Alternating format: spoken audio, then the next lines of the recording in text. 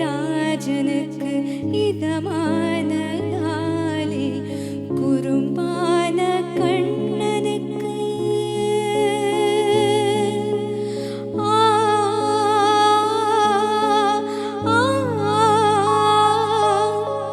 குறும்பான கண்ணனுக்கு சுகமான லாலி ஜகம் போற்றும் தேவனுக்கு வகையான லாலி வரம் தந்த சாமிக்கு பதமான லாலி ராஜாதிராஜனுக்கு இதமான லாலி ஆரீராரோ ஆரீராரோ ஆரீராரோ ஆரீராரோ.